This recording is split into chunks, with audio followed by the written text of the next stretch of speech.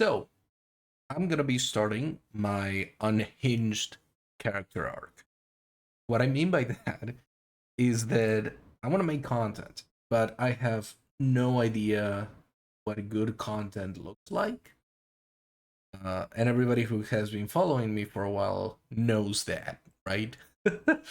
So I'm literally, I've pulled up 50 pictures, 50 images from Liquipedia, and I'm gonna go through them, talking about all of the tournaments and tournament series that I could find images for.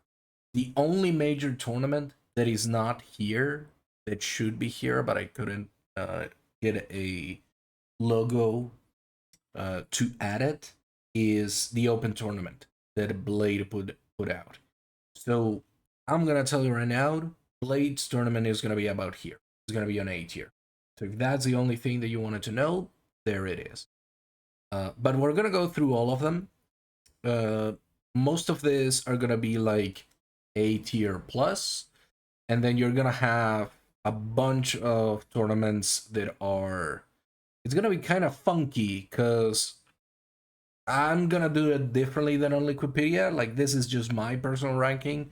So I'm just gonna change the names of these things so that I can talk about being tournaments being S tier or A tier in terms of being on Liquipedia, and then separately whatever the rank here is. And like I said, this is gonna be entirely scuffed because it's like 10 p.m. and I just want to kind of roll with it.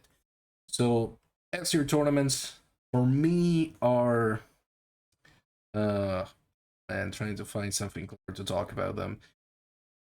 These are the fundamental tournaments. These are the kind of tournaments that I think should always be like a thing. Hopefully repeating. Hopefully they have like something going for them. But those are my TP tops. A tier tournaments are tournaments that did something really well, and I think that's a pretty high praise in terms of what I think about them. And this is not gonna be about like how good the gameplay was or anything like that. It's just how I feel about them, really. B tier are tournaments that should really get another chance. I think these are events that could probably do with another tournament in their lineup, or alternatively, tournaments that are in series that should absolutely continue. C tier events, we're gonna call this One Is Enough. And I already know which tournament I'm gonna put in there, but you know, it's the sort of thing where these tournaments are fun, they're good, I like them, and that's it. That's the best that I can say about them. D tier is maybe let it cook a little bit longer, because some of these things were a little bit raw, and you know, you don't want to get lungworms. So we can start, and I'm sure there are going to be tournaments here that nobody has heard about, and other tournaments that everybody has heard about, and that's fine. I'm gonna try to explain each of them as best I can and from what I know, but even on my infinite wisdom, which is not infinite, by the way, I'm sure I'm not gonna be able to know all of them. Give me a second, my cat wants to get out of the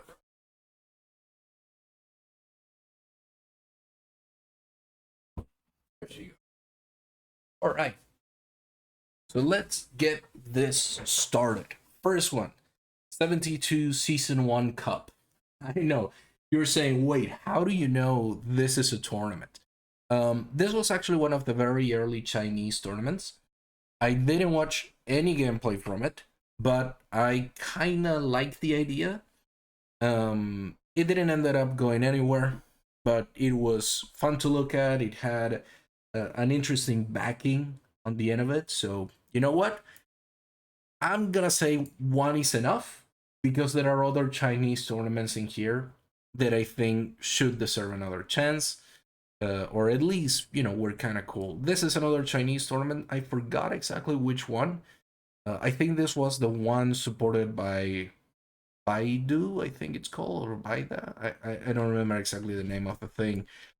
Okay, tournament, kind of forgettable. China was really big into Age of Empires 4 early on its development, and then it kind of faded out. So you just have to take what you can get.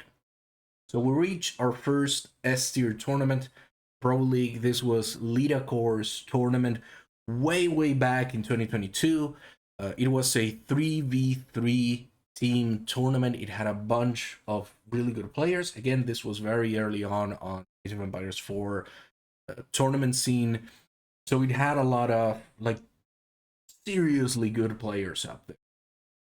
So I think it's worth saying this is a fundamental tournament. I think it was a very fun tournament. I watched it quite a bit when it was running, and I really liked that idea. At the time, I thought team game tournaments were probably not the strength of Age of Empires 4, simply because it was like 1v1 tournaments at the time were really explosive, and I think had a good chance.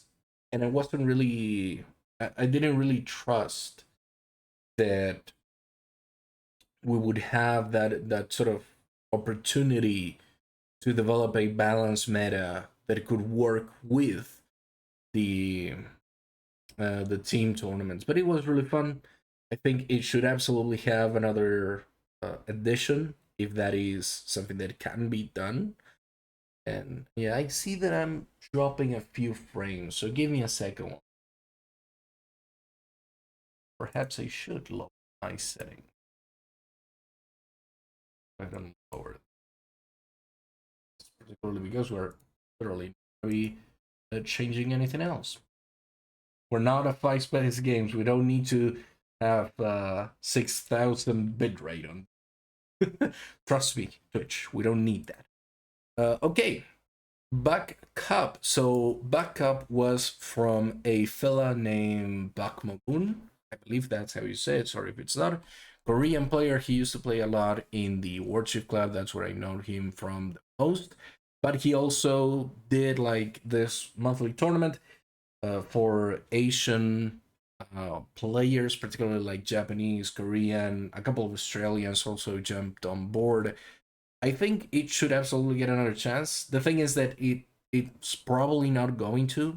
I don't think Bangmogun is still playing Age of Empires 4 that much. I know that there are other Korean like streamers and players that still hang out, so maybe something similar on that same vein of like, hey, this is a tournament for primarily Pacific players would be kind of nice, simply because it'll give them more opportunities. So this one, which is a little bit hard to read, is B Champion. B Champion is a Polish company, I believe. At least the tournament was being held in Poland. It had a LAN final. It should absolutely get another. It was a great tournament to kind of. I didn't really help out, but I was at least like aware of it through the back channels, and that was kind of fun to see that Age of Empires 4 was getting time on a offline tournament. Always super cool to see. I really liked it. Bring That On. Maybe let it cook a little bit long. Bring It On was started by, I believe, Alpha X, which is a very respectable organization, has a lot of history in StarCraft 2. I just don't think, like, I think the model that they put into Age of Empires 4 was somewhat similar to the model they put into StarCraft 2 when it comes to like tournaments and making invitationals and that sort of thing. Personally, I never enjoy invitationals. I believe the tournament was also entirely on Africa TV, and as we'll talk about later, that's a kind of for me. It's not really the sort of thing I like. Maybe if Bring It On was more of a longer series, it was an open series instead of being almost purely invitational, I would feel a little bit better about it. But in the end, this is the sort of thing that makes it or breaks it for me. I don't quite like invitational tournaments. Campeonato Brasileiro, really good. Did something really well. Not so much. I think it should get another chance. It was a tournament for Brazilian players around the start of the Age of Empires 4 competitive scene. I think it was pretty fun. I think it was nice to see regionalized and localized tournaments, particularly when the scene has been dominated by this idea of international play. Seeing a couple of regional events is always nice. It always brings more attention to those scenes, to the players that do really well from those scenes, and then can go on to have really good tournaments, performances in international events. So, Campeonato Brasileiro, pretty good. I liked it with the idea, and I think it could do with another chance. Castle Cup, if I'm not mistaken, and let me check this real quick. Actually, I believe Castle Cup was this was the invitational at the very start of the scene with a bunch of it was with a bunch of casters with Bonjour and those sorts of people. It also had Trump and Jim Rising and sort of guys, and I believe it was casted by Grubby. So that was primarily like a for fun invitational event. Maybe let it cook a little longer. Not a problem with them, just a problem with like invitational tournaments. I don't value them. So it can go in the maybe let it cook longer. I do think maybe you could do another one and it could be fun, but you would be hard pressed to find like the same caliber of celebrity or answer that exists today to kind of come back and be in the Age of Empires 4 scene. That would be a very hard thing. This one should be the CIS logo that the Age of Empires 4 the CIS community uses in Age of Empires 4 for their tournaments. They have a whole league. I think they did something really well. I think that when it comes to regionalized tournaments, the fact that they have a whole league running, that they are constantly like supporting each other in terms of tournaments and tournament results, really good thing. I wish more of that was happening. I wish there were like more French influences in that, or like the French took influence from that the German players took influence from that all of the other regions kind of said, hey, you know what, we can have our own leagues, we can have our own tournaments. I think that would be very fun. I think it would be pretty good for the scene overall if there was more of that. And there is somewhat, but they're not like fully consistent leagues that span a long time. Numenitarus, thank you for the follow, mate. So, the Elite Classic. This is the most recent S tier tournament. Wikipedia. Cool tournament. I like the league format. I always love when people get more chances to play more frequently. I think it did something really well, which is exactly that. It allowed players to have more consistent playtime over the course of a couple of weeks. They got to play even more matches. I like that there was a Silver League approach to it, and it wasn't just the kind of the Gold League side of things. Giving people the opportunity to play in more and more tournaments is always fun for me. So that was really cool to see. Fallbacks, I don't know. I think it absolutely deserves, like, if there is an Elite Classic 2 or something like that, I think that could be very interesting. Particularly if you make it so that some of the players that already competed in the Elite Classic came back and it sort of became a bit of a league. I think that would be an interesting idea. But given the format that it has and how many matches it has, it's a bit hard to justify the time for it. French Cup. This is a regional tournament that had a bunch of French players on it. I believe, I can't remember if this is, I don't think this is the one that I helped kind of organize a little bit from the back end with strategy and stuff like that. I don't think this is it. Let me actually check it on Wikipedia to make sure that I'm not confusing it.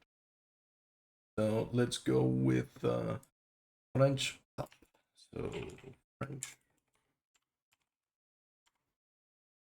The French Cup, I don't believe I helped organize this one, and this is the one that Org. So yeah, this was by the Sniper. It had a group stage that then went on to a playoff I think that one extended for a little while.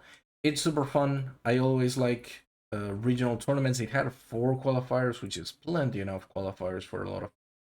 So I'm gonna go ahead and say, hey Dabson, welcome in, mate.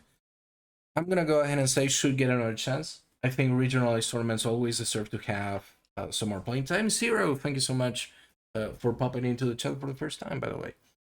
So should get another chance. Again, like any regional tournament, always a servant of another chance and to get even more players involved. I think, you know, when you have guys like Orc, like Tattoo, although I haven't seen Tattoo, you know, playing more tournaments, but it's super fun to see those regional players that have good regional results then go on to have interesting results in international matches. That's always Pog. Ascendancy was one of the very early tournaments in Age of Empires 4. It was supposed to have a follow-up, but the original organizer for it kind of fell through. And not really his fault. He just got a job and got busy, which is, you know, understandable. So it didn't really go anywhere. It just ended up being what it is. And I don't think, I think at the time I didn't quite like it because it was a round robin with so many matches. Like the Elite Classic is round robin, but it has just one group. And I believe Ascendancy had like 4 groups of 6 players, and they were playing on a round robin with like different timings and stuff. So it was just gonna be beautiful emote, by the way. Um, it was just gonna be a challenge to have that here, right? So I think this is one that maybe should have been cooked a little bit more. It wouldn't have happened if it had to wait a little bit more time to develop it. But at the same time, I think, you know, it could be a little bit better. The ATAS, it's actually the Latin Masters. Is this like a postmortem? Kinda. I mean, I've already announced that August is like generally the last month that I'm gonna be around in Age of Empires 4. I'm still gonna do Rising Empires League Season 3 in September, October. But at this point, I'm kind of just moving on with other projects. So, and I want to make a little bit more content overall. So, I just put together this tier list. And I also saw that Vortex made a tier list of the S tier tournaments. And I say, hey, you know what? I'm gonna freaking steal that idea because it's fun. So I'm just kind of doing that to be a little bit silly on a Monday night.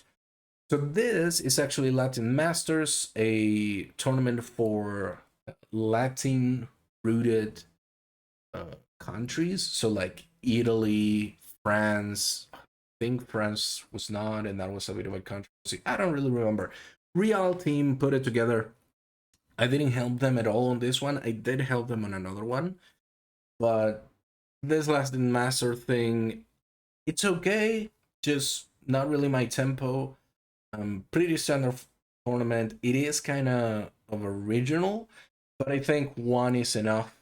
It doesn't really need a second edition. I think if this idea of like having Latin speaking, sort of Portuguese, Italian, French, Spanish, that sort of thing gets popular, I think there are other ways that you could do it. You could have regionalized leagues on each of them, or like mini tournaments, and they have like a big inter-regional tournament to kind of finish it off or something along those lines, just to spice it up a little bit more and not just make it, you know, hey, these are all of the players from Italy and all of the players from Spain and all of the players from like Argentina or Chile, Uruguay, Brazil, and stuff like that, and they are just kind of fighting together. I think that giving them a little bit of room and helping them grow in each of their individual regions would have been a little bit nicer.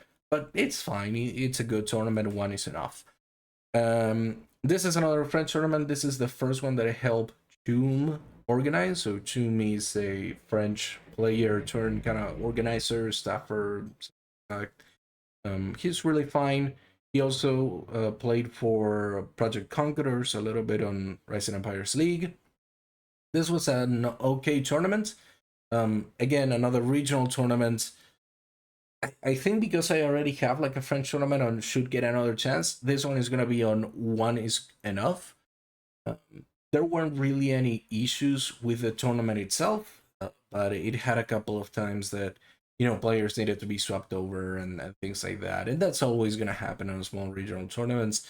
And I think if you bring together the efforts that the Sniper AoE did for the French Cup and that Chum did for this other tournament, you can absolutely have like a regional cup for France that has a little bit more prestige. We come then to our next S tier tournament, N4C. So, boy, there is a lot to talk about at N4C. There is a lot to talk about pretty much every single one of the S tier tournaments on this list. For me personally, N4C was amazing. It was a tournament that I think carried a lot of prestige with it. I've actually interviewed the Muslim, demo time. I interviewed him after he played there for Team Liquid. So there was an article that we wrote for Team Liquid with the interview for demo, and it was a fun tournament. I watched it. I really liked what I saw, but I think it highlighted. And again, this is before the time that we had caster mode in the game. I believe it is before we had a caster mode, or maybe we already had it. Let me check the date on that one. So I might be confusing myself, but I seem to remember that caster mode was not yet a thing, but it was a thing for NAC, for M4C. Let's see, M4C. Yeah, definitely didn't have it because that was in October 2022. So for me personally, M4C was a really good highlight of what offline Age of Empires 4 tournaments could look like. But it came through, like all of the S-tier tournaments came through at a time where the game was not feeling perfect. And I think M4C kind of landed on a general good spot there. But it had the issue that, the 60,000 viewers that EGC got with Genesis faded away at that point. And by the time that M4C was like in the works and getting through, it became clear that 60,000 viewers was not that much of an attainable number. And I think that kind of made it difficult for the people directly involved, for example, Nili, to kind of stomach having that low viewership based on the commitment that he and a bunch of the people involved made. And I think that's unfortunate. It's really bad timing. It didn't help at all. I think it was really disruptive, but that wasn't because of what M4C was. It was just the nature of how the game kind of developed over the few months after the release. And in terms of like format and the general idea of the tournament, it's nearly Apartment Cup, but for Age of Empires 4, that's fine. Nearly's Apartment Cup is always about like the more sort of personal and closeness of the players, of the people involved. The fact that many of the players that were going there were like already knew each other. Guys like Beastie and Marilnor had been friends for many years before the tournament. You had Demo, who was a caster and who already knew like pretty much every major player in the scene for StarCraft 2 that was coming over.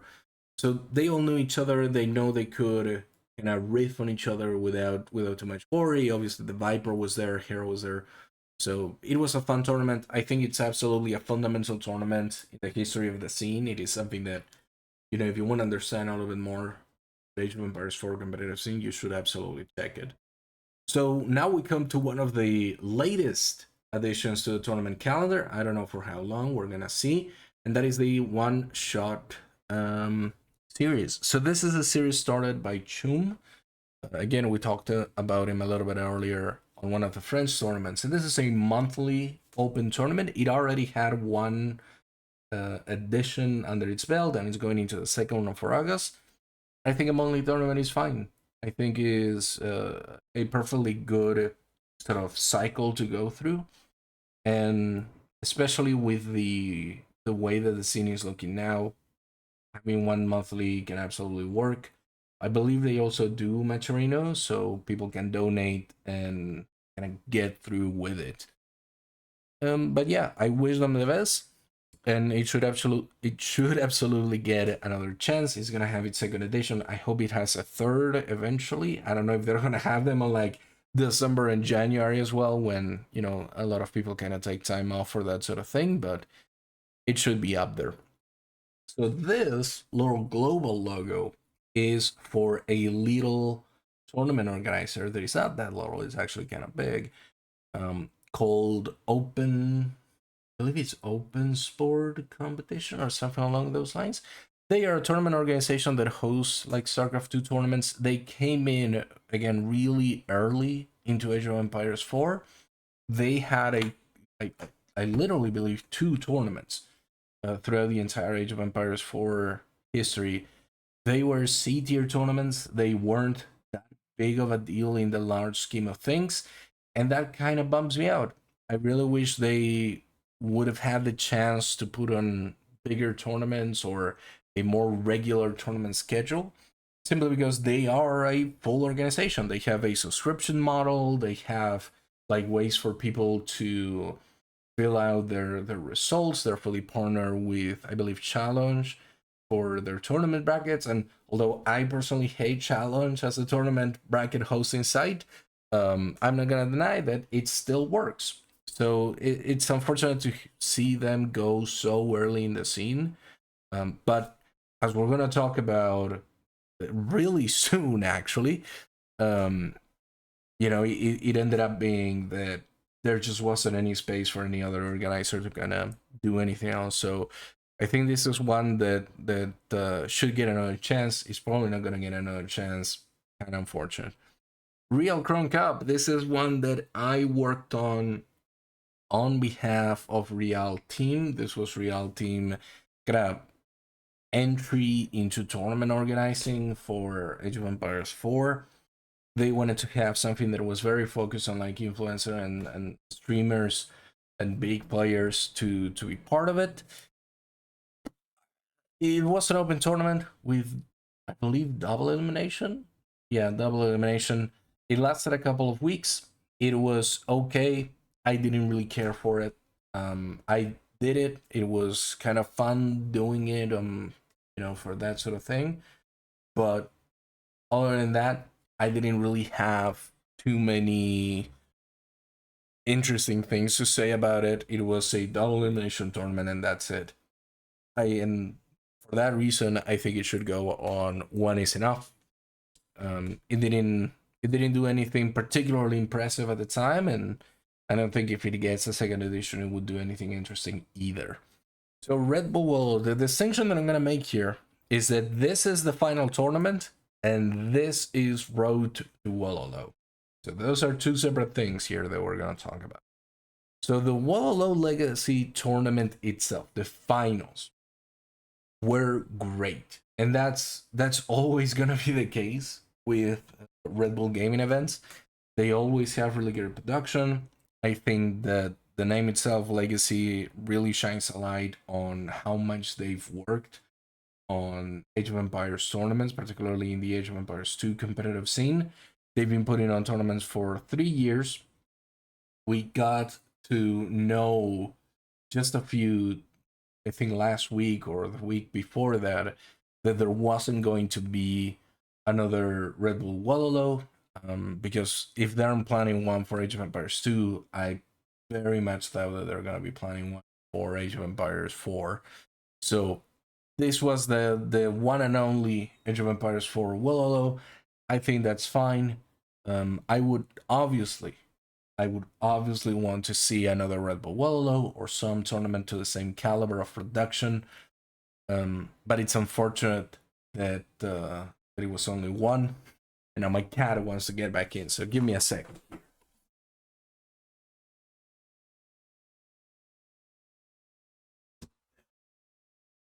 So, as I was saying, Red Bull Wololo, the finals, super fun, super hype, seeing the Mista, Marine Lord, Beastie, Demu, all of these guys all together playing each other. Beautiful. So that was really good. Now it goes into fundamental. If we could have more finals, I would take more finals immediately.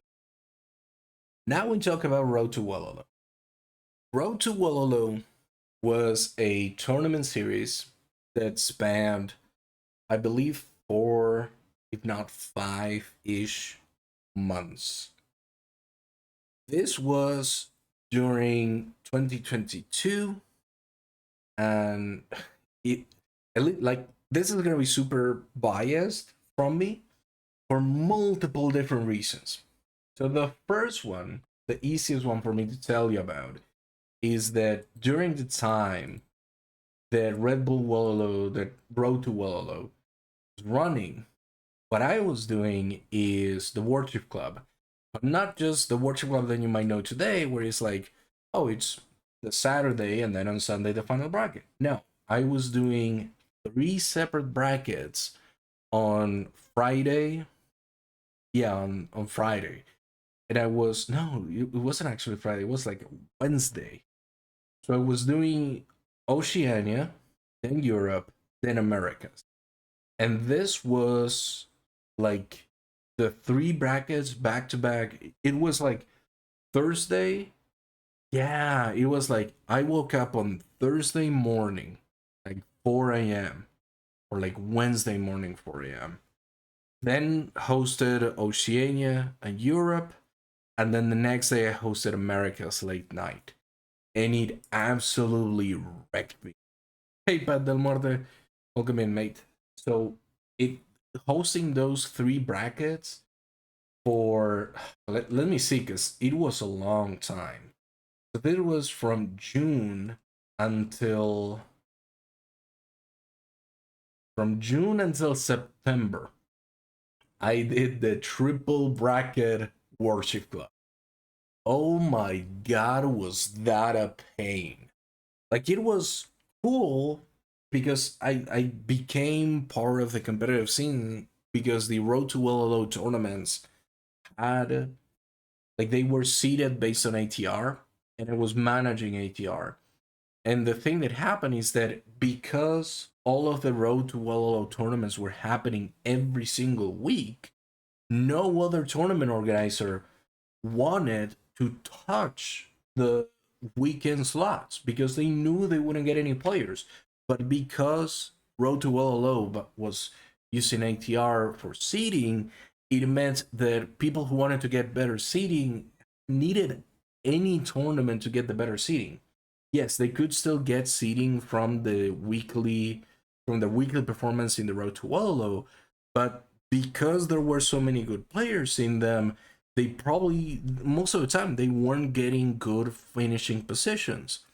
So what ended up happening was that you kind of needed Warship Club to run as many times as it could, so that people had opportunities to kind of go up on that ATR ranking. And thank you, DB20.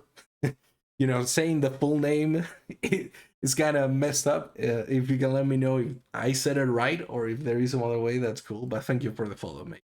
So, just my entire opinion of Road to Wololo is tainted by that fact, by the fact that I had to wake up at 4 a.m. in the morning every Thursday and kind of work through the entire day. And I have a full-time job, so I had to work through. Okay, awesome. I had to work through the entire day on my normal job and host 2 brackets at the same time. It just absolutely wrecked my mental state, but I did it. I managed to do it from June to September somehow. And so, Road to Wololo, conceptually, pretty cool. You have 4 months competition with monthly events, with weekly events. They all have prize pools. But one of the problems with that is that they all went to the same organizer. And I have absolutely no problems with EGC. EGC is super cool. They do great tournaments. Their production has been going up ever since they were established. So that's really cool to see. And they always picked up, whenever possible, people from the scene to do the production and to do like the casting and those sorts of things. So that's super cool. I really love that. And they always pay. That's the other thing, is that in an industry that absolutely works their volunteers to death, to have an organizer come in and say, hey, I'm gonna pay everybody who works on the product a fair market rate, that's always cool. But the problem is that they were the only ones that were giving something for the Road to Wololo, which ended up like absolutely killing everybody else. And it completely sucked when you sat down and realized that, you know, some of the other people that I talked about here at the start, like OSC, I think is the name of this other organizer. They're a fully fledged organizer. They have like they have their subscription model. They have things like that. They could have easily done at least one of these weekly or one of the monthlies, and it would have been fine. You have people like MetaPlays, which at the time didn't have a presence in Age of Empires 4, but I'm sure that if they were asked, they would have been more than happy to set up like one of the monthly tournaments or one of the weekly tournaments to host it themselves. I wasn't streaming at the time, but there were other people streaming. And I think this was a little bit of a failing in that instead of looking at the landscape of tournament organizers and seeing that there were very few tournament organizers and going, hey, maybe we need to reach out to more tournament organizers and give them the tools to be able to produce events in the competitive scene, they just kind of went, well, we only have one, so we're only going to give it to that one. And it kind of exacerbated all of these problems. Thank you, Cajera, for the follow. Thank you so much, mate. So that ended up leading to this issue where it was only GCTV every single weekend, and nobody else got any type of time to produce events on prime time. And again, that's not a problem for EGC to solve, that's a problem for Microsoft to solve. And the other thing that kind of ticks me off about Road to Wololo was that it was sponsored by Start.gg.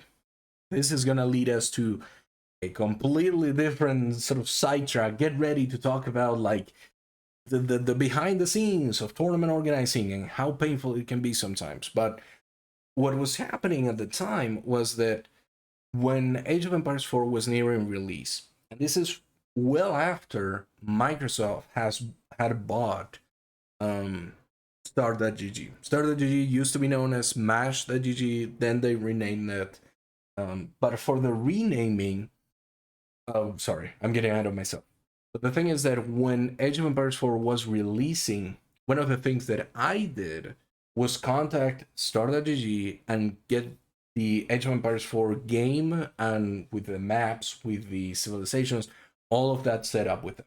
Sure, that's just an email, but I was the guy sending the email. I was the guy talking with support about like, hey, this is how like Age of Empires 4 esports is working. And what made it very surprising to me is that Genesis was supposed to use Start.gg, but just a few weeks before that tournament started and like registration was going to be open, Start.gg didn't even have Age of Empires in their list of in their list of games to select. So I was the one who kind of came up and said, hey, yo, you guys don't have the game in your directory yet. Could you please add it? And then they added it, and it didn't have any civilizations or any maps. So I went ahead and asked, hey, could you add the maps and the civilizations? And thankfully they did. And that helped a little bit.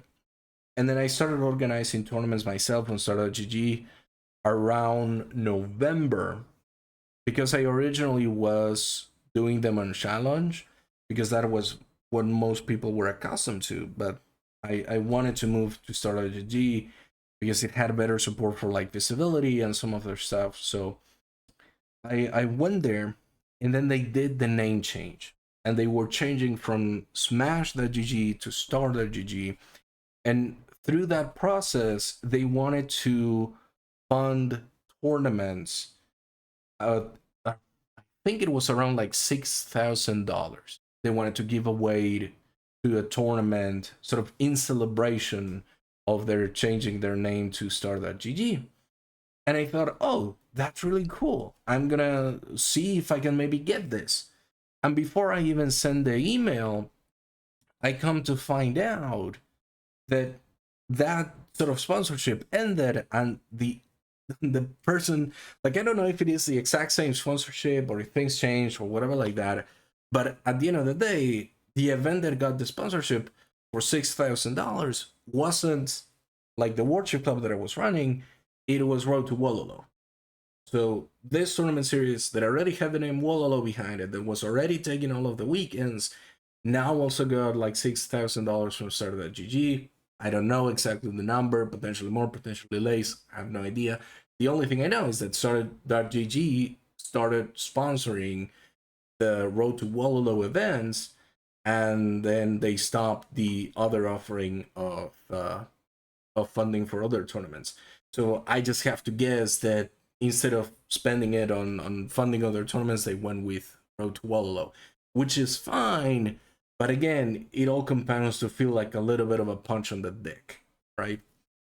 So for that reason, to me, Road to Wololo, I do have to say good things about it, and I will say that I love long form tournament formats that try to give players more matches. It is the main reason that I made like the Worship Club, because I wanted to give people more opportunities to play more games against each other and against different opponents. Of course, little caveat here, I really wish Road to Willow would have been a double elimination weekly event, or at least a double elimination monthly one, as opposed to the format that ended up going with, which was single elimination. I completely understand why it was that way and have no issues in that. And again, this is not something that like EGC needed to fix, or that EGC, nah, this is like completely beyond that. But I'm gonna put it on maybe let it cook.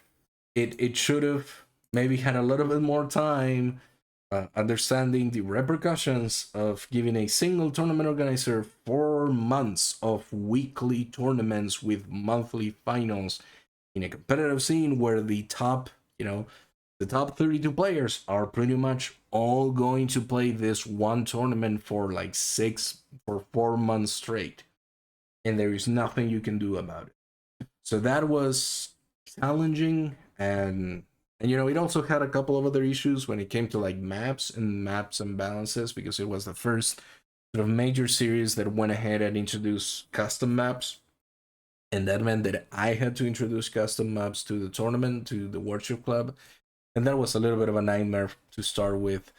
And now potentially that a lot of the general mods that modding community that kind of makes maps and stuff like that, they have moved away into other things instead of Age of Empires 4. It just makes it a little bit more difficult to sustain all of these maps, right? But sure. So this little crow is for, and I'm gonna need to check it because I don't remember. This is for Sanctuary Cup. So Sanctuary Cup, I believe, is a French tournament as well. It's the third type of French tournament. It had qualifiers. It also had a lot of people dropping out. It had a GSL stage. I think that's pretty cool. Again, I'm gonna put it on One Is Enough, because I think that if you combine together everybody in the French competitive scene, you could have something a little bit more structured, a little bit more long form. And I would really like to see that, but that's just personally my thing that I like, not necessarily anything else, right? SteelSeries Prime Cup. This was a tournament that kind of appeared out of nowhere and then disappeared out of nowhere. It was like a 1 weekend tournament. It had the qualifiers and all of that. S-tier tournaments, super quick. It was done and dirty. It was the one that Demo won, and I think that's the main thing that I remember from it. I ended up I think either writing an no, this was just me talking with Demo after M4C and getting an interview there, and we talk a little bit about SteelSeries. I think SteelSeries was fine, but I think it was over, like, it was too much money on an undercooked tournament. And that is not to say that Fly Django, who organizes tournaments, is not a slight against him. I think he did a really good job as an admin and as a tournament organizer. The main problem was that there wasn't a mainstream. It was just the partner, or like the higher streamers like Hera, like Viper, that were shouting out SteelSeries while doing the tournament. It felt really weird, but it was an open tournament, kind of nice. And I think that's the best that I can say about it. I think one is enough. It's cool that it happened. I think the price pool was a little bit too high for what it was. It would have been nicer as a like a smaller tournament, or maybe a couple of tournaments, or maybe you literally have the name Steel Series. Why don't make it a series of tournaments that go over like a couple of weeks? I think that would have been fine. This is another Chinese tournament, Sai Cup, from the SI people. Very early on the Age of Empires 4 scene, pretty okay tournament for them, but I think one is enough. I can't remember if it was like a team tournament or a 1v1 tournament. There was a time that like almost all of the Chinese tournaments were like team tournaments, and it was kind of interesting, but also kind of weird. And I think the SI Cup was one of those team tournaments, but I don't fully remember. Tansa Memorial Tournament. This was an 8-tier tournament with quite a bit of money. It ended up drawing a lot of players in because it was at a time that there wasn't a major tournament happening. So all of these players really wanted to participate in a big tournament, particularly one with a good prize pool. It also used Maturino for its prize pool, so it got a little bit higher. And man, I completely forgot who was hosting it because it's not Hansa, it was some other person. I think it was really good, but one is enough because I don't think the person that organized the tournament is interested in doing another one. So we're just gonna put it there. Next one, the Gentleman Cup. Guess what? French tournament. Go ahead and band together, you dingus. Make one big league with all of these tournaments like comprised of each other. Make it a ranking or something. Show up. You have good players, damn it. So yeah, it's another French tournament that could probably have been part of some other larger project. The French community is super active in AOE4, and I think they deserve to kind of do a little bit more of that. I'm actually tempted to make like Frenchmen Unite tier just for them. We're gonna go into my first maybe controversial one. Octagon 2, maybe let it cook a little bit longer. In fact, maybe don't cook it at all, brother. I love Drongo. Drongo is a great guy. He's a really good caster. He's, a very important part of the Age of Empires 4 scene from the beginning. I don't care about free for all. It's just we don't have a game mode for free for all that truly kind of resist some of the worst part of free for all. And you even have like when you have literal games that are made for battle royale game modes and they struggle with this whole like how do you manage to have all of these people competing against each other, how do you avoid teaming, how do you make it exciting, how do you avoid turtling, how do you do all of these things, and they struggle with that. You're not gonna be able to do it in Age of Empires 4. You're just not going to. So unless the developers get involved and actually develop a free-for-all game mode that has all of the contingencies made inside of it and doesn't crash all of the time, just stay away from free-for-all, or at least leave it to like more amateurish or like lower stakes competition. Don't put a $20,000 or $30,000 price tag on it. And I'm actually gonna find the Outbound Octagon 1 and I'm gonna put it on the same tier. Just don't. Free for all for Age of Empires 4. Is it a fun activity? Absolutely. Is it a tournament ready format? I do not think so for a second. There is a reason I've never hosted a free for all on this game, and it's exactly that. The game doesn't have a game mode for it. It doesn't have the tools to like correctly police it and administrate. I'm not gonna do it, man. It's just too much. It's too much work for very little return in my mind. So yeah, both octagons are gonna end up there. I'm gonna leave the Worship Club last because that's my little baby. So I'm just telling you all right now. Winner Saison, maybe let it cook a little bit longer. Invitational tournaments with 2 players, I don't care. It's not my thing. Is it fun for people to watch? Is it entertaining to have like two really good players go through it on multiple matches? Yeah. Is it interesting? Like, does it contribute to the wider competitive scene? Not at all. It doesn't do anything for the wider competitive. At most, you're gonna have like an underdog story of somebody getting invited and getting a really good run against a top player, and then suddenly for the next tournament you have this interesting narrative where you're talking about like, hey, they won in winner stays on, and are they going to stay here for the major tournament and have good results here? I don't know.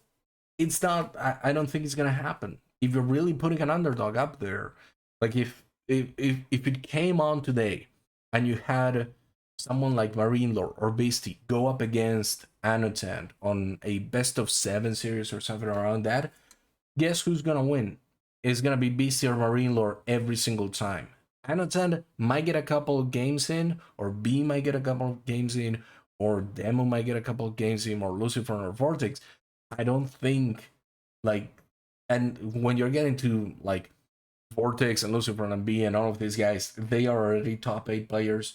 If you're really gonna try to dig for an underdog story here, you're gonna have trouble selling the narrative that anybody could win. So just don't, And that's my thing. That's what I think. I don't like show matches. It's like a universal thing that I don't like. So that's gonna be my thing. Winter Championship. I believe this is just the 1v1 Winter Championship. I'm not actually putting it on, maybe let it cook longer. Give me a second here. Let me cook for a second, all right? Winter Championship, fairly good tournament. I really like the fact that it was multiple events and not just one event. I think that's cool. And I like the point system. But I believe that was a point system too. Let me check. Open up this one. So you had the winter. Let's see. Yeah, the winter series 1, 2, 3, and then the winter championship. And you also had like an open qualifier. So there were people that were coming in from Genesis, from the Steel Series Prime Cup, from Winter Championship points, and then invited from the ladder and open qualifier. So this was before the time that the ATR kind of became the de facto way instead of the ladder to invite people. And the Winter Series had a couple of a little bit of money into them as well. I really like that. I think that the point system format is really good. It had a couple of weekends dedicated to it, and it was like in December and January, which is not the time that a lot of other people come in and host tournaments. But that's totally fine. I think it was a good tournament series. Did something really well, which was the point system, which was the like steering away from main invitationals. They still did like 8 invitationals for Genesis, which I'm personally not a fan of. I think if you're gonna be doing invitationals, it should really be, first of all, it should be based on something that is globally or universally accepted as a good ranking. In this case, ATR is generally the accepted way for people to, rank up and potentially get some of those invitationals. So I think it should have been ATR, but at that time, ATR was really in its infancy, so I don't really blame them for that. And yeah, it's just that I absolutely hate invitationals. That's what we're learning here. Winter Team Championship. So this was one of the recent big S tier tournaments. I think it should get another chance, just straight out of the gate. I am running Rising Empires League right now. I would have no problems, like 0 problems with suspending or moving or changing anything about our rail season to give teams a chance to compete on something like a Winter Team Championship. If anything, I'm running rail for the same reason that I run the Warship Club, to give players opportunities to continue developing their skills even outside of major tournaments, especially because it is a lower stake event and series that gives them the opportunity to play more matches. And that's the thing that I personally value a lot. C2F for bi-weeklies. This was a Oceania bi-weekly, like Australia, New Zealand bi-weekly tournament that inspired the Warship Club. I really like the format. I really like double elimination. I really like the fact that it was bi-weekly. It's a sort of thing that I think with that type of format, with the fact that it was regionalized, it really made for an interesting kind of foundation for people to play there and then go on to play on major tournaments. And unfortunately, the City for people just left Age of Empires 4 after a while because it became so hostile to smaller tournament organizers when it came to like where people were actually going to play. So I'm gonna put it on should get another chance. I don't think it's gonna get another chance, which is very unfortunate, but it's pretty cool. Rise of Empires League is my thing. I'm gonna leave it for last. Africa Duos. Maybe let it cut a little bit longer. I'm not gonna touch on the Africa deal, as in like having to stream somewhere that is not Twitch or having to stream on Africa itself. Those are the deals that the sponsor puts on you. That's what you do. You have to do it. But even outside of that, just the format. I understand the fun of drafting your teammates and all that. Bro, I can't say good things about purely invitational tournaments. It's not on my wheelhouse. I'm never gonna like invitational tournaments. So Africa Duos to me might as well be a show match of like 16 teams. I think it was 16 teams. I don't even know, but I have no interest whatsoever. Especially because, and I tweeted about this today. It's been 10 months or almost 10 months since caster mode for 1v1 was introduced, which means that it's just been such a long time that we haven't had a functional 2v2 or 3v3 or 4v4 casting mode in the game. And we are hosting team tournaments about it, but we're not getting any of it. We're not getting any of those tools. We still don't have replay files.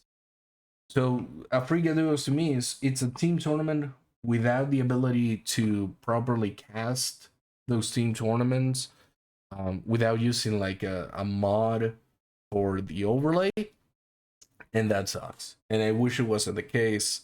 And an invitational tournament is just gonna make me put it on let it cook. Cook it a little bit further. Clash of Lash, another team tournament that was purely, I think, purely invitational. No, it had like a couple of spots for it. What is enough? What is enough? This is the tournament that I think Vortex won with a quote unquote like amateur player or not a Conqueror player, something along those lines. Those are fun tournaments. I think they're kind of nice. It's fine. Not that big of a thing, but you know, there you have it.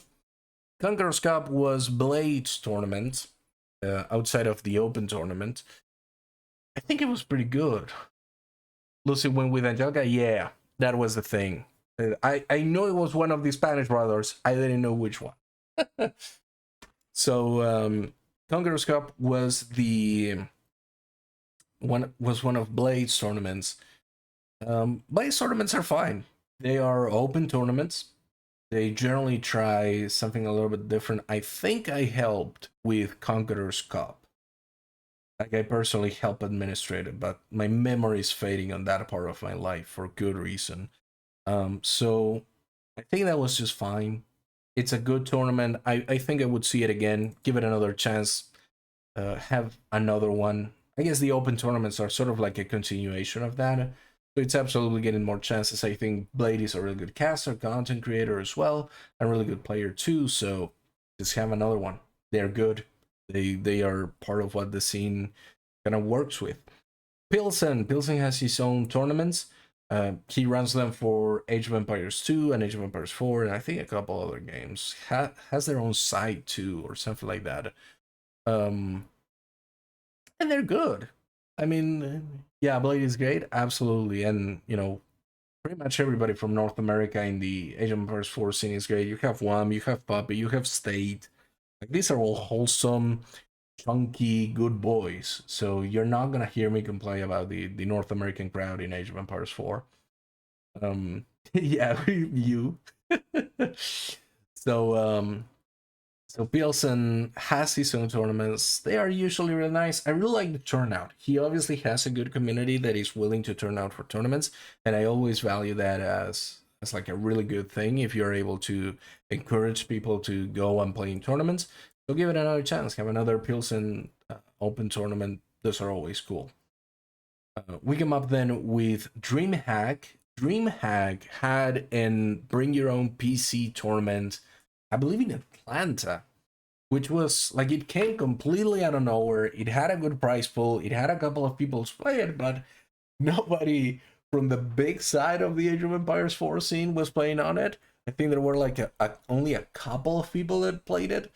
But it was a DreamHack tournament and it was on LAN. You know what? That is did something really well. It was a LAN tournament. You are not gonna see me complain about a LAN tournament. You're not gonna see me complain about a tournament organizer, a tournament organization such as DreamHack putting on this tournament. Fantastic. Keep it going. Like I want to see another. Give me another one.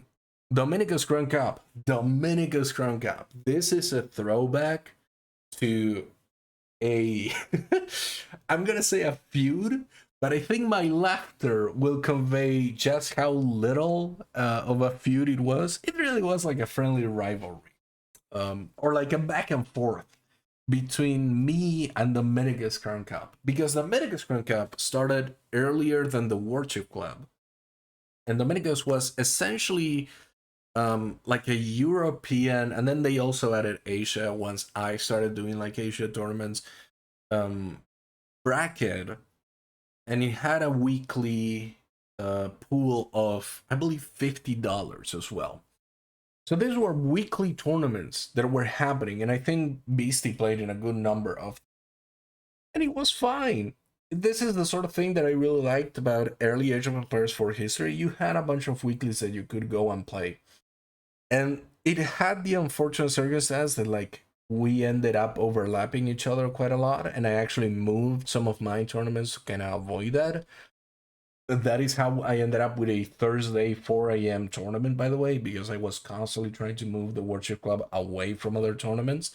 But Dominicus kept going until it eventually became obvious that like, okay, nobody's going to actually play on these tournaments, and this was especially at the time of Road to Wallaloo, and everybody was like, okay, well, nobody's gonna play, Dominica's Crown Cup if it means you're not gonna have a chance to play, or you're gonna be kind of tired to play the other the major event every single weekend. It's one of those that like when I say one is enough, it's not because literally it should have only been one event. It's because I think at that point maybe it should be on, should get another chance, because it should really have, whether it is Dominica's Crown Cup or some other tournament, it should really be a weekly tournament that kind of happens over time, that has low stakes, that has a good bracket, that gives opportunities to people to play and enjoy the game and find it for the first time.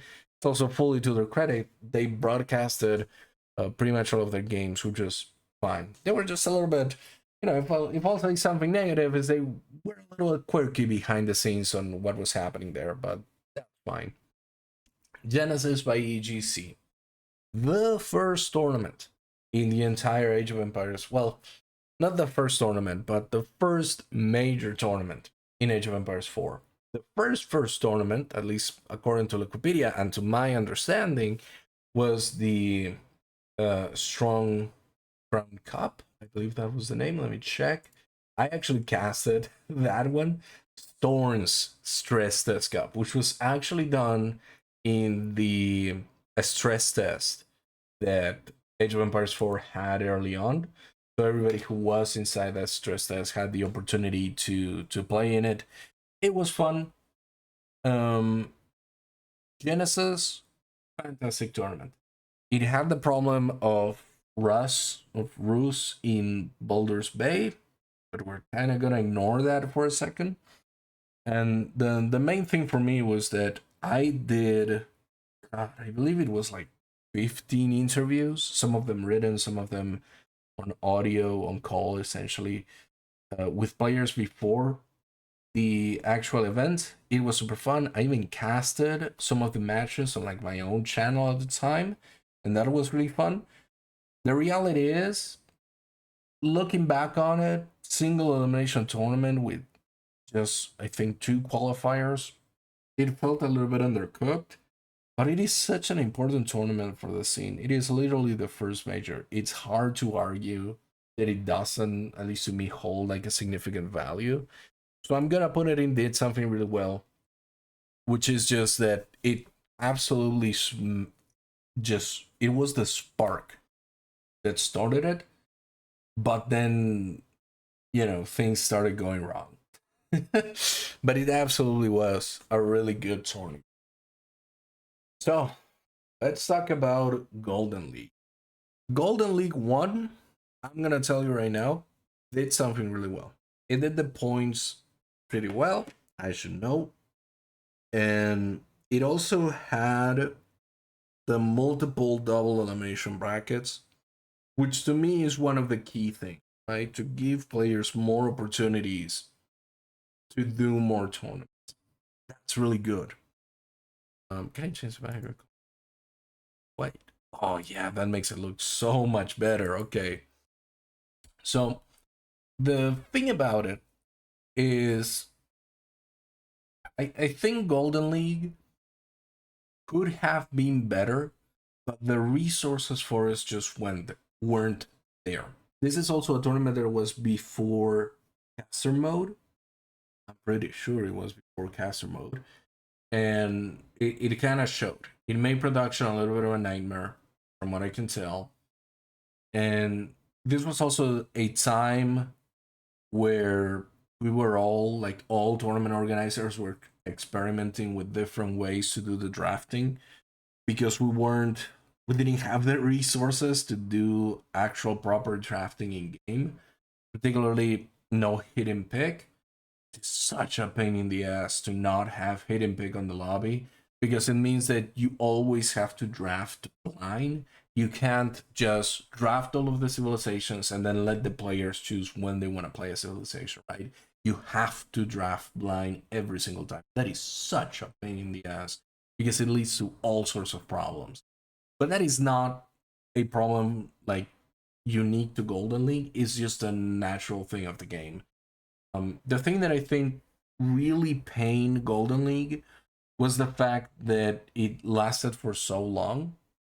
It made it very difficult for players to feel encouraged in the later stages. But that's kind of the deal.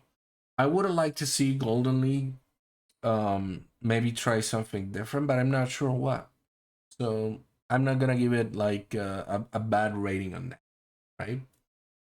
Golden League 2, however, let me check again what Golden League 2 did, because they were similar, but not exactly similar. And I think I know which one I personally feel a little bit more attachment to. And I want to check if I'm mixing them up or if I know which one more attached. Yeah, I know which one I'm more attached. And I'm gonna change the standings right now. Golden League Fundamental, Golden League did something really well. A lot of AoE 2 guys were still playing during that time, if I recall. Yeah, during game Golden League 1, absolutely. But I'm not really taking like the players themselves too much into account, because by the time Golden League 2 happened, like you can't blame people like Casva or Winchester kind of moving back to AoE 2 or just stopping altogether because of it. So Golden League moves up to Fundamental because it had really good rounds. Those rounds were great at introducing players to different parts of the game, and I think that was really, really good. It also made it perfect for somebody like me, who is running a secondary tournament in the Virtue Club, to just run the tournament as is, and people will kind of get an idea of like, oh, okay, this is open maps, this is closed maps, all of that sort of thing. Golden Link 2 have the problem, and I should actually just say one is enough. Golden Link 2 had the problem that it was doing other stuff. Yo, Nyan, welcome in, mate. Happy to see you over here. Attico stream, yes, these are rares. This is the sort of thing that, like, if it drops in Diablo 4, this is a unique and you want to grab the affix from it. So Golden Link 2 had more unique rounds, but I didn't like the format at all. I didn't think they were like good enough. Thank you for the follow, Nyan. I didn't think they were like that good. They didn't really pull me in. I think this is also around the time that I was just kind of getting tired of Age of Empires 4 in terms of like seeing no support from Microsoft. So I wasn't feeling it. But obviously it's really great to see a tournament with so much money behind it, with a lot of good production. I think that's the one thing that Golden Link 2 did really well. I even said the phrase, damn it. Okay, I'm gonna put it back on did something really well, which is production. So yeah, I think Golden Link 2, really good production. I believe Lidacor was part of the team, and even if he wasn't, I know that he was still like giving a lot of support to EGC, and Lord Partido also doing a lot of things behind the scenes there as the admin. So Golden Link 2 had really good stuff. Golden Link 1 still trumps it because it had like a format and rounds that I feel are very good. Maybe you could convince me that it should have been like 2 rounds and the top 8 from each round advance or something along those lines, or maybe like make it groups and then you make a GSL group, so you have like your opening, which is in a normal map, and then you have your elimination matches, which is on a different maps, and then you have that sort of thing, and then you try to be a little bit more interesting about it. But that's also more complicated and maybe not easier to understand for people, and like Golden League itself was already kind of difficult to understand for new viewers. So who knows? I just like complexity on my tournaments, I guess. So yeah, those are the Golden Leagues. Grand Maestre. This is a Portuguese tournament. I believe this is the 1v1 version there was for Portuguese players. This is one of the ones, I'm actually going to put it on the should get a... No, I already have a Portuguese one. One is enough.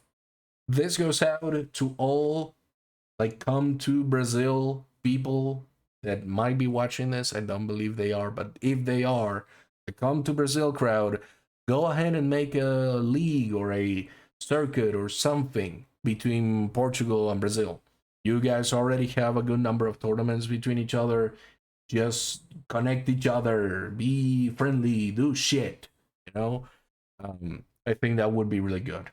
It's a sort of, again, we're going back to the basics. Regionalize local tournaments that produce local talent, that has like a really big spotlight on their local scenes, and then goes on to have good performances in international tournaments. That's the shit I live for, baby. So just give me more of that. Give me more regional tournaments. Give me a reason to care when a Portuguese player or a Brazilian player gets a top 16 finish on a major tournament because they've recently won a local tournament, or they are really high up on their sort of national circuit or something like that. So Torneo de Duplas was another Brazilian or Portuguese kind of tournament, so I'm gonna straight up just skip over it and put it on one is enough, simply because there is another Brazilian tournament already up there, or like Brazilian Portuguese tournament. Turin, this is his Twitter profile and not an actual tournament logo. This is because I was kind of lazy, so I just took the thing here. Turin made some great initial tournaments that were like single elimination and really fun, and he casted a couple of those, and then moved over to the free-for-all ambient. Or, well, he didn't make that full choice. It was more so the community that wanted to move on that way, and I think that's great. And you know what? Should get another chance. Those free-for-alls are kind of fun, so it's fine. I wouldn't totally consider them um like competitive full-on tournaments, and you can all go back and watch the VOD and hear my thoughts on Octagon, because I know a lot of people might be looking at this like lower tier and be like, what the fuck, Octagon 1 and 2 are on the bottom tier. What the hell, boy, smoking? I'm gonna tell you right now, it's controversial. You're not gonna like it. I'm kidding. It's kind of rational, and I just don't like free for all in a game that doesn't have a format for free for all built in, because it creates a lot of problems. So that's why it's there. But when you take out like the $20,000 to $30,000 of a major tournament, guess what? Free for all is kind of fun. You're not gonna have a lot of people complaining about it. So that, well, not a lot of people were complaining about Octagon, but you know, I was complaining about Octagon, and that's what's important to me, because this is my tier list. So JW, have no idea about this tournament. One is enough. I never heard of it. I was just going through the Wikipedia tournaments, and I saw it popped up, and I'm actually gonna pull it up right now, because I literally downloaded the image and I was like, I don't know anything about this tournament. Should I add it? And then I said, yeah, let's add it. So this looks like it was a Brazilian tournament with a couple of Spanish players thrown in for good measure, and it had about $80 altogether. Cool. One is enough. And again, if you want to regionalize stuff, go ahead and make it a circuit. Get everybody involved. Let's get the band back together and shoot off the Space Cowboy intro. That's good. Meta plays. Fundamental. I'm telling you right now, it might not have been the most important tournament series in Age of Empires 4. It still is a fundamental tournament in the scene. And what I mean by that is that Metaplays was the only other organizer that sticked with Age of Empires 4 for as long as they did. And they were paying their casters, they were having a stream for every single game, they were going to the players and trying to get them involved, and they deserved so much better. They were giving a... They weren't even giving, they wanted to try to have a foothold on Age of Empires 4 for the sake of supporting the competitive scene and like growing a little bit in that direction. And nobody cared because they didn't offer big money. Instead of offering big money, they offer sustainability. They offer stability. They offer everything that I've tried to offer with the Warship Club, and they did it their own way, and it was doing great. Not doing great in the sense that like it was bringing in viewership, doing great in the sense that the fundamentals of the tournament and their series was great. They were doing points for their tournaments. They didn't over, you know, they didn't try to take over all of the weekends. They created promotional materials for their events. They had an admin on staff all of the time. Like, Meta Plays deserved so much more respect and help from the community, and they never got it. And that sucks, because now they're out and they're probably not going to come back into Age of Empires 4. And they were bringing in like the idea of stability and sustainability in the long term, and that never happened, and that sucks. I also really like them for their Age of Mythology tournaments. And you can see, like, if you go to Wikipedia and to the Age of Mythology side of things, you can see how dedicated they are to Age of Mythology. They are even dedicated to like Halo Wars until it became impossible for them to be involved. So again, Metaplays deserve so much better. It really sucks that they didn't get to kind of stay around. They didn't have the support they needed. Genero, thank you so much for the follow. So, Robin Cobb. Robin was a caster from Korea, and he hosted I believe it was like a monthly cup. Naya, and I believe you played on these matches. So Robin Cup was like a monthly event. It was really cool. It was for Asia. It was for a region that didn't generally get a lot of tournaments. So you're always gonna see me praising those. It should get another chance. It was a really good tournament series. I think it deserves another one. And I'm actually gonna replace it with like backup, because backup was a smaller sort of thing. Robin absolutely should get another run, and maybe not like Robin Cup itself, but the idea of like an Asian tournament to totally be around. It's kind of unfortunate that one of the majors that was supposed to quote unquote happen in 2023, what is Rel Season 2? I'm gonna tell you after I finish with this ones, because I'm leaving my own tournaments last because I'm super biased. But we're gonna touch on that state. Don't you worry. So Robin Cup absolutely should get another one. There was supposed to be a Korean LAN tournament. Yeah, Team Snake, you guys absolutely kill it on Season 2. Yeah, I think. Look, I'm gonna say this state. If Cosas que Pasan, which was the Vortex Luciferin team, they didn't leave the tournament early on, I don't know, fam. I think, we got the Cinderella story of Team Snake absolutely winning all of it, but you guys were helped a little bit. That's all I'm gonna say. But anyway, there was supposed to be this like big Korean tournament LAN that never happened, and that's that's unfortunate that it didn't happen. On to our final third party, or like not organized by me tournament. Nomadic Clash. This was by Mr. Merlin. Just today, Mr. Merlin said that he was not going to be around the Age of Empires 4 scene like too much anymore, which is really unfortunate to see. I helped admin that tournament, like the Nomadic Clash. It was fine. Nomad, not really my thing, but it was fine while it was there. It obviously, because it is a tournament that is based on a mod, it was going to be very difficult to manage, and it absolutely was very difficult to manage, but at least it came and went pretty, like, without too much trouble. So I'm just gonna put it on one is enough.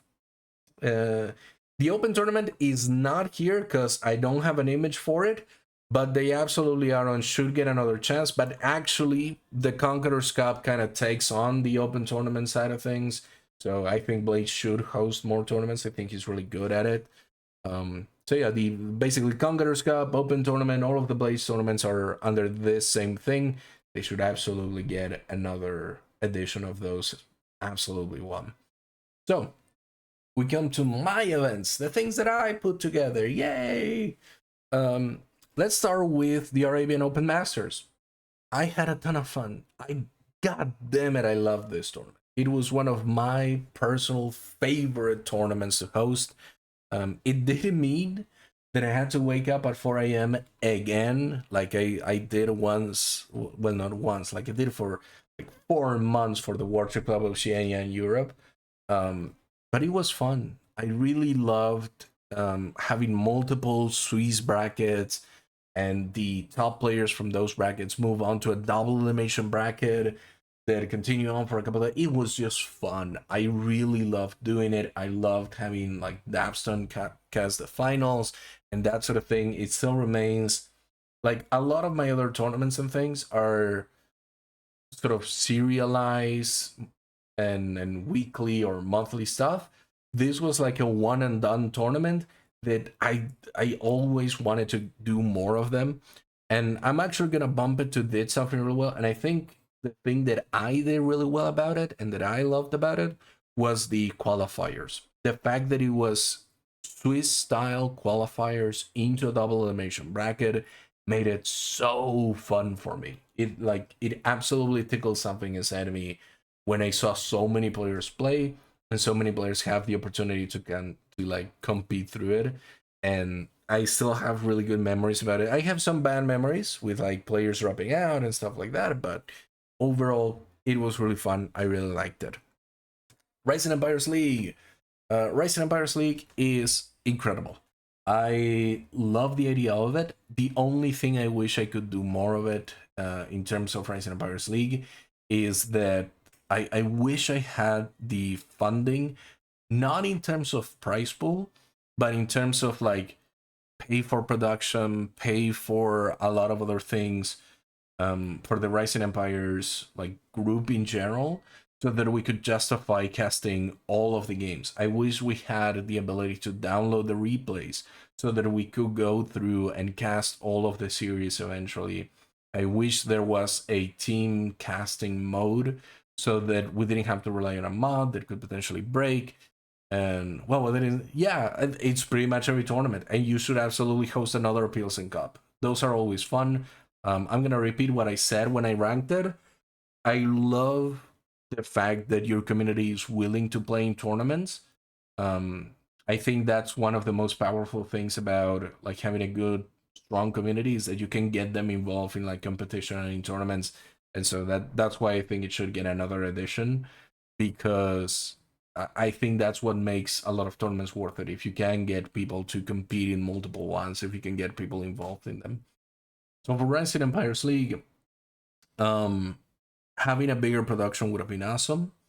They can make it only, but only until Diamond tier. So few people, yeah, I can imagine that, you know, going up in tiers make it more scarce, but it's super fun, and big props for hosting them so often, for having people involved in them.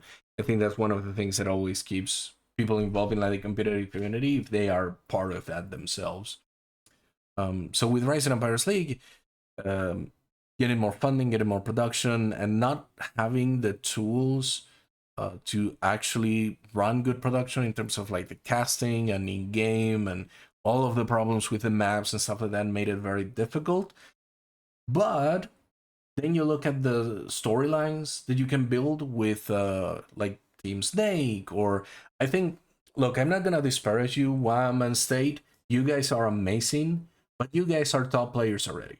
And I think the storyline that I like the most is that of the Rising Germans, who had like this amazing run on the qualifiers for the first season, and then were able to stay afloat. And it's kind of the same way with Genesis Gaming, but Genesis Gaming is a legitimate, like it has Nyan, it has Ice Anich or Anich, I don't quite remember how it's pronounced, but the Rising Germans is primarily a group of like people and players who don't have the, you know, really remarkable results in 1v1 tournaments, but they are fucking duking it out in the top league of Rising Empires League.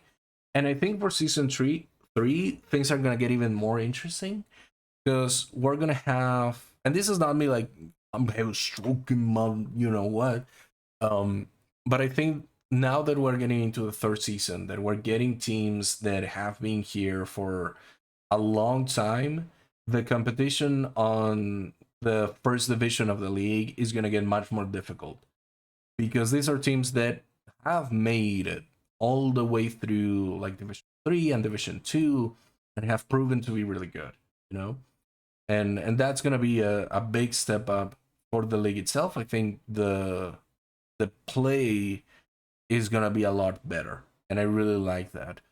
And some of the storylines with like you guys winning season 2, I think are fantastic. Too Good with Wololo, with Crackety and Lash has been really fun. Yeah, it's been really fun to see. And I, unfortunately, because of like time limitations, I haven't been able to see all of the games during the league play, but I absolutely watched like all of the finals, for instance.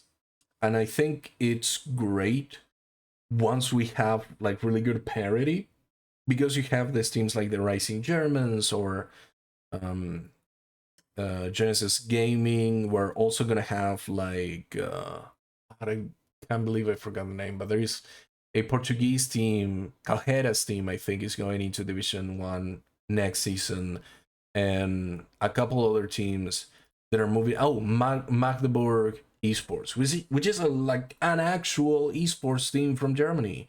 Well, then, you know, I say actual because they actually present themselves as an esports team, not actually in that, you know, they have like a League of Legends roster or something like that, but they have a club for esports, and now they are in the Premier League of an Age of Empires team tournament. And as far as I'm concerned, and again, this is not stroking my own ego or anything like that, but Racing Empires League is currently the top side of team competition, right?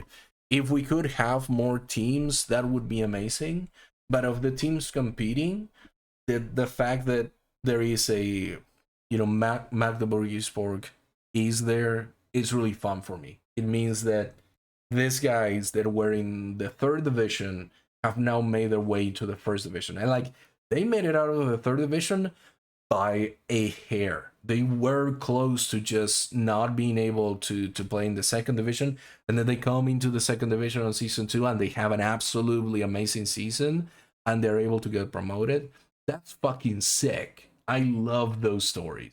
Those are the sort of stories that, when we get to, and I'm gonna host season 3. Hopefully there will be a season 4, but I think once we get into season 4 and season 5 and some of these teams have the opportunity to like stay on for a while, that is gonna become really fun. Like guys like the Bills, for example, staying on. So I'm gonna say I did something really well here with Rising Empires League being a league team format, having a second season. Obviously, like it's painful to go from one season where the prices were like $5,000 or something like that to a second season where it's like $500. But I think that's fine. I literally made it with the idea that I wasn't always going to get a big donation for it, and it happened, and that's fine. It's unfortunate to see, guys like Beastie and Marine Lore or Vortex and Lucifron have to step out of the tournament because it doesn't have that big prize pool. But number one, I completely understand why. These are guys that have things like streaming is their job. They have to compete in big tournaments such as Golden League 2 or the Elite Classic, and they don't have the sort of time to dedicate to a league that requires you to play 13 matches over the course of 2 months. That's a pretty big workload, and I don't blame them at all for looking at a price pool and saying, you know what, this isn't worth our time. It's totally fine.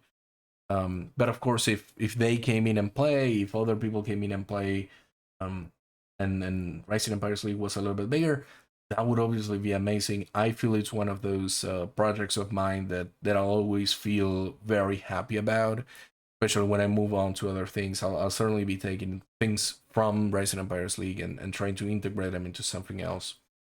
So now we come to my little baby. My little tiny thing that I've changed so many times over the 2 years that it's been running. Well, almost 2 years. It's going to be 2 years in November. We're still a little bit far away from it. The Warchief Club. Boy, oh boy, has the Warchief Club been both one of my happiest projects and one of my most stressful and depressing projects to lead. Boy, it's man, I never had a quote unquote complicated relationship. I absolutely have a complicated relationship with the Warship Club. So the Warship Club started out as a bi-weekly tournament series. The idea of the tournament primarily was to help foster American talent, be it North American talent or like Brazilian, Argentinian, Chilean, that sort of American talent, like for the entire continent. And that was mostly on account of the time zone that it ran. So it was like a kind of late night Friday tournament. Super fun, super cool. It was nice. The thing about it is that over time, it had more and more European players take part of it. And eventually that kind of led me to thinking, okay, maybe I should add a European component. And I think the first time that I did that was when I expanded it to be 1 week on. Yeah, it was like 1 week American, and then another week it was like European or something like that. So it became a weekly tournament, but it was just fluctuating between one region and the other. And then Road to Wololo happened, and I talked about Road to Wololo earlier on this VOD for anybody that wants to watch that. The TLDR is, if the Warship Club was not running frequently, no other tournament was going to run, because no tournament organizer was interested in running like middle of the week events when most players were going to be busy practicing for Road to Wololo, and you didn't have any space on the weekend because there was Road to Wololo. And so at that time, the ATR was becoming more important for the competitive scene.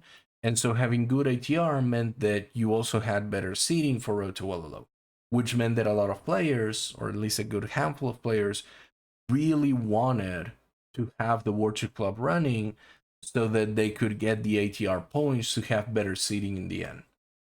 And this is something that like I didn't want to see happen. I didn't want to be both the person running the ATR as well as the main tournament organizer contributing to it, but it just kind of ended up that way, which was very painful for me because it meant that I had to wake up at 4 in the morning every Thursday to host this tournament.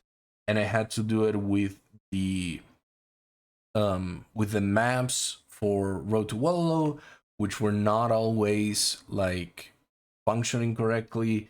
I had to contend with a bunch of other problems in the middle of that. It was painful, it was stressful. I didn't want to repeat it at all after September. So that's how my 2022 went. And I basically only cared for the Warship Club and the ATR during the time, and it was really painful in the middle. So after that, I really was thinking about just quitting and not doing the Warship Club anymore, just doing like um just doing the ATR and just managing that part of the thing for a while. Because it really was just absolutely taxing to do 3 Warship Clubs every single week. Thankfully, for better or for worse, I should say, Low Elo Legends was also in a bit of a crisis because the original organizer for Low Elo Legends, whose name is escaping me at the moment, sadly, um, he didn't want to do it anymore. He just wanted to move on to something else. So he did. And there were just a couple of admins that helped out a bit on that Low Elo Legends tournament.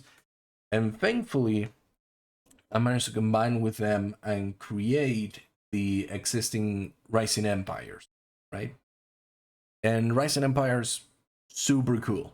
It's honestly one of the volunteer projects that I like the most outside of Liquipedia. It's the sort of thing that I really value in terms of like what it does to the scene, because it is always a conversation about what can we do to help the players, to help the viewers, to help other tournament organizers. And it's never a conversation of like how do we make the most money or how do we attract big sponsors or anything like that. It's always a lot more human and a lot more focused on the community. And so the Warship Club has been running weekly as part of the Rising Empires since then. It has missed a couple of weeks, but we are now like, the funny thing is that if you count from the Rising Empires League, Rising Empires in general, we are on week 48 or 45. If you add in all of the previous Warship Clubs that I made, we're on like 70 something. I hosted 70 odd freaking Warship Clubs. So my head wants to explode at this point, right? And I love the Warship Club. It's seriously like, there are weeks that, I sit down and I see that there are only 8 or even 6 players signed up for the Warship Club on a Saturday morning, and it kind of bums me out because it means, like, in a way it bums me out because not a lot of people are signed up. In another way, it makes me a little bit happy because it means that people have something else to do and they're okay with not playing in a tournament. They don't have the pressure to like get more ATR points or whatever, so they're skipping a week of the Worship Club, and that's super cool. um and then there are other weeks that I open it on a Saturday morning and I see that there are like 15 or 16 people signed up, and it's super cool. And it's really nice to see so many people participate in an open tournament, a Swiss open tournament at that. Whether they're doing it for the money because it is routine to them or because ATR points, I think that's something for everybody to realize on their own terms. I'm just happy that I get to organize a tournament with so many players in them on a weekly basis. And I think over time, the importance of the Warchief Club has remained stable, more or less. Like, we rarely, I think Beastie only played once or twice in the Warchief Club. Marine Lord has never played on it. Demu has never played on it. Vortex has never played on it. Lucifer has never played on it. I think Poppy Paw and Wam, you guys played on it like 2 or 3 times very early on. Um, and that's perfectly fine. I'm not saying that those top players should be playing on the Worship Club. I'm saying the opposite. I'm happy that the Worship Club is like space where you can see who some of the up and coming players are, you know.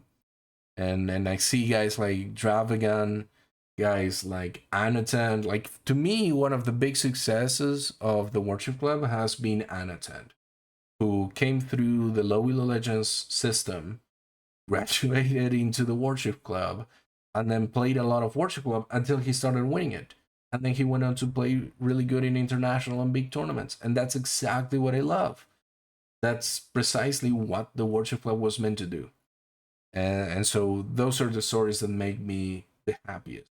When I see players that are going through the system, that are going through the grind, and they are developing over time. So again, this is my personal tier list. I don't expect you to agree with all of my choices.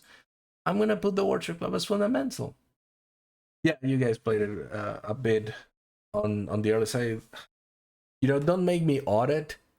Yeah, don't make me audit how many times you played it, because I'm gonna find out. And now you're making me want to find out. So let's go to your Liquipedia page and see how often you've played the Warchief Club. You played it. You actually played it in January this year. And on the 16th, like the 16th one, you won it against Sordov. That's pretty cool. You played the 7th, 5th, and 4th installment of the original Warship Club, and you won against Divine and against Soldier on those ones in 2022. Funnily enough, you've never played a Warship Club after March. You've always played Warship Club at the start of the year and never at the end of the month, at the end of the year. So yeah, you've played it 4 times. And you won all 4, I think. Or no, you didn't won all 4.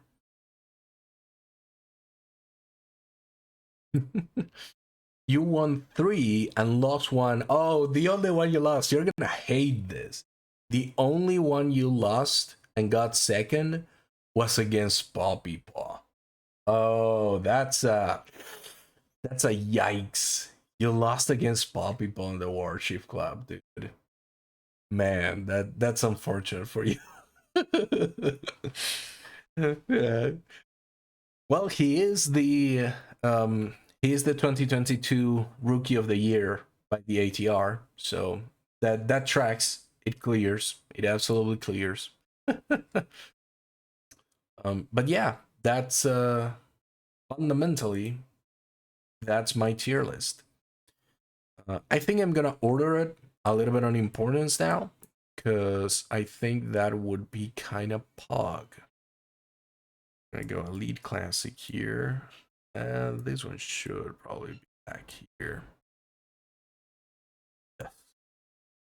go. Yeah, that seems they should probably up here, and then 4 should get another chance. Yeah, there are. If you want to watch the VOD, I speak about all of these ones a little bit, kind of explaining what they are. And these are not all of the tournaments, by the way. These are the ones that like I could find an image for, but there are quite a few other tournaments that happen that don't have images or stuff like that. But also, I didn't feel like adding them because they weren't that big of a deal, all things considered. These are the ones that I feel, have something going for them, or are in some capacity like big. You know? So one shot should definitely get another one. Winter 2, Winter should probably be here. Conqueror absolutely should get another one. French Cup. So this is my, hey, regionals, do it again, but better. So I'm gonna go that. Yeah, that's pretty good. Pilsen should also be here. OSC, this is like the trifecta of tournament organizers that left us too early. And I'm actually, you know what? Fuck it. We're gonna make a new one. And we're gonna call it background of this. There we go. We're gonna call this one Theos that left us too early. Yeah. So this is your OSC. Mikado, zero effort. Yeah, that's the stuff. These are the guys that unfortunately they left us too early. They had really good tournaments going for them. They should have stuck around a bit more. These are one-off tournaments that I'm happy with. These are the Chinese tournaments. I kind of don't care too much about those. We're working in doing a PTRBR super tournament. That's fantastic. I would say more so than a single big tournament. I think it would be really cool to see like the Portuguese scene do a national tournament and then the Brazilian scene do their national tournaments and then have like the top 2 of each of those national tournaments face each other in a big round robin group with like a best of 5 or something like that.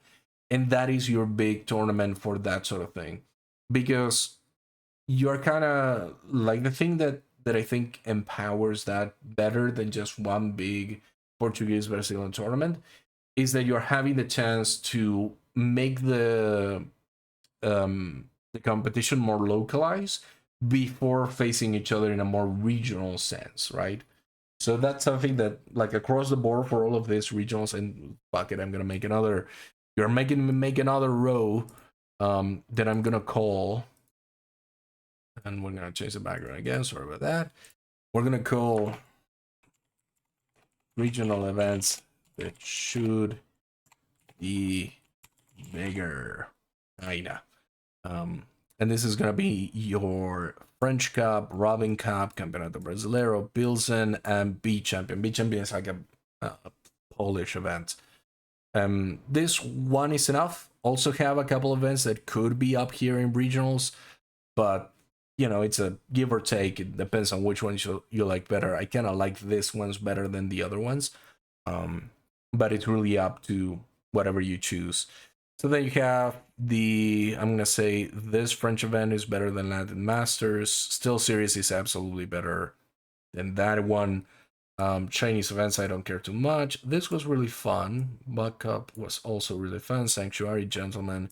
This is an invitational. It's not gonna get very far with me. Duplas, that, and here. Maybe let it cook a little bit. Look, again, I'm gonna be a little bit controversial.